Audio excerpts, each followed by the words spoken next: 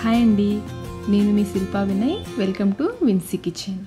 ఈరోజైతే మనం పిల్లలకి ఎంతో ఇష్టమైన ఫ్రెంచ్ ఫ్రైస్ని ఆయిల్లో డీప్ ఫ్రై చేయకుండా హెల్తీగా ఎలా తయారు చేసుకోవాలో చూద్దాము. ఆయిల్ కూడా చాలా తక్కువ ఆయిల్తోనే మనం క్రిస్పీ ఫ్రెంచ్ ఫ్రైస్ని తయారు చేసుకోవచ్చు. చూస్తున్నారు కదా ఎంత క్రిస్పీగా ఉన్నాయో, టేస్ట్ కూడా చాలా బాగుంటాయి. మరి ఇంకెందుకు ఆలస్యం, ఈ హెల్తీ టేస్టీ ఇంకా క్రిస్పీ ఫ్రెంచ్ ఫ్రైస్ని ఎలా తయారు చేసుకోవాలో చూసేద్దాం రండి. ముందుగా బంగాళదుంపల్ని కడిగేసి పెట్టేసుకోండి. నేనైతే ఈ సైజు దుంపలు 6 తీసుకున్నాను. వీటికి తొక్క తీసేసుకోవాలి. తొక్క తీసిన తర్వాత నీళ్ళల్లో వేసేసుకోండి.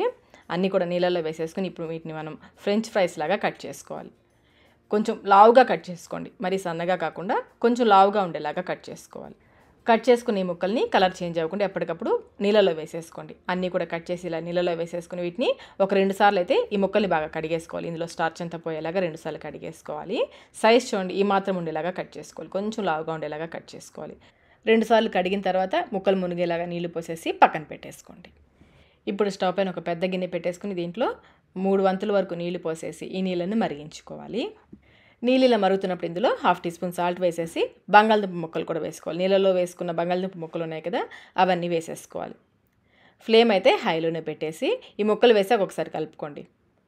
కలుపుకున్న తర్వాత ఫ్లేమ్ని హైలోనే ఉంచి ఈ నీళ్లు మళ్ళీ ఒక్క బాయిల్ అయ్యేంత వరకు, ఒక్కసారి మరిగేంత వరకు ఈ ముక్కలు ఉడికించుకోవాలి. మరీ ఎక్కువసేపు అవసరం లేదు. మధ్యలో కలుపుకుంటూ ఈ నీళ్లు మళ్ళీ ఒకసారి బాయిలింగ్ స్టార్ట్ అయ్యేంత వరకు ఉడికించుకుంటే సరిపోతుంది.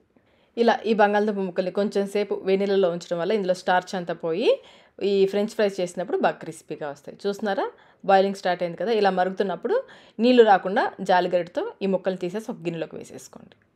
స్టవ్ అయితే ఆఫ్ చేసేసుకోండి. ఇవి తీసేటప్పుడు అన్నీ తీసేసి ఒక గిన్నెలోకి వేసేసుకొని ఇప్పుడు ఈ ముక్కల్ని ఒక క్లాత్ పైన వేసేసుకోండి. కాటన్ క్లాత్ అయితే మీకు తడి త్వరగా పీల్చుకుంటుంది. క్లాత్ పైన వేసేసుకుని పల్చగా స్ప్రెడ్ చేసేసి ఫ్యాన్ కింద కనీసం ఒక్క అరగంట పాటైనా ఈ ముక్కల్ని ఆరపెట్టుకోవాలి. ఇవి ఎంత బాగా ఆరితే ఫ్రెంచ్ ఫ్రైస్ మీకు అంత క్రిస్పీగా వస్తాయి. మనం డీప్ ఫ్రై చేయట్లేదు కదా, ప్యాన్ ఫ్రై చేస్తున్నాం కాబట్టి, చాలా తక్కువ నూనెతో ఫ్రై చేస్తున్నాం కాబట్టి ఇందులో తడంతా కూడా పూర్తిగా పోయే వరకు బాగా ఆరనివ్వాలి. కనీసం ఒక్క అరగంట పాటైనా ఈ ముక్కల్ని ఆరనివ్వాలి. చూడండి, ఎక్కడ కూడా తడి లేకుండా బాగా ఆరిపోయాయి కదా. ఇప్పుడు వీటిని మనం వేయించుకుందాము. స్టవ్ పైన ప్యాన్ పెట్టేసుకుని ఇందులో 1 స్పూన్ ఆయిల్ వేసుకోండి.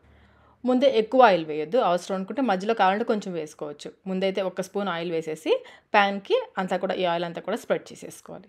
ఇలా స్ప్రెడ్ చేసేసుకొని నూనె కాగిన తర్వాత బంగాళదుంప ముక్కలు ఉన్నాయి కదా, అవి వేసేసుకోవాలి. ప్యాన్కి సరిపడా వేసుకోండి.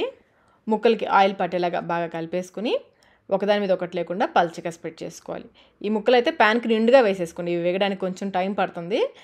ప్యాన్కి సరిపడా ఎక్కువ వేసేసుకొని పల్చగా స్ప్రెడ్ చేసుకోండి. ఒకదాని మీద ఒకటి లేకుండా పల్చగా స్ప్రెడ్ చేసేసుకోండి. ఇలా ఒకదాని మీద ఒకటి లేకుండా స్ప్రెడ్ చేసేసుకుని లో ఫ్లేమ్లో వీటిని వేయించుకోవాలి. మధ్యలో కలుపుకుంటూ వేయించుకోవాలి. మీరు కావాలంటే వీటిని ఓవెన్లో అయినా బేక్ చేసుకోవచ్చు.